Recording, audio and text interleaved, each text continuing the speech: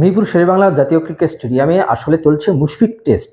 কারণ হচ্ছে মুশফিকুর রহিমের শততম টেস্ট এই ম্যাচটি ঐতিহাসিক একটি রূপদান করেছে আয়ারল্যান্ডের বিপক্ষে বাংলাদেশের যে সিরিজের দ্বিতীয় টেস্ট।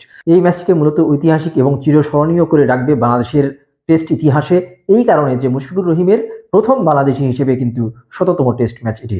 সেই ম্যাচটি মুশফিকের হবে, এটাই তো স্বাভাবিক। প্রথম দিন শেষে মুশফিকুর রহিম ৯৯ রানে অপরাজিত রয়েছেন। আর একটি মাত্র রান হলেই তিনি কিন্তু শততম টেস্টে শতক করার একটি গৌরব অর্জন করবেন। এটি কিন্তু অনন্য একটি অর্জন হতে চলেছে।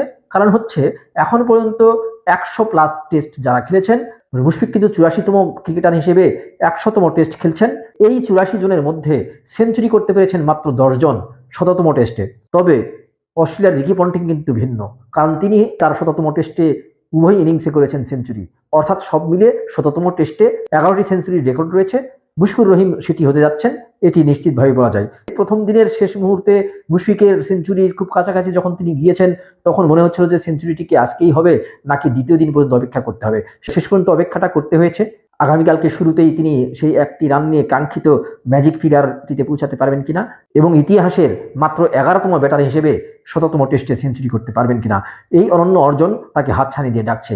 বাংলাদেশ দল কিন্তু প্রথম দিন শেষে ৪ উইকেটে ২৯২ রান যে করেছে, এর পেছনে কিন্তু মূলত অবদান এই মুশফিকুর রহিমের।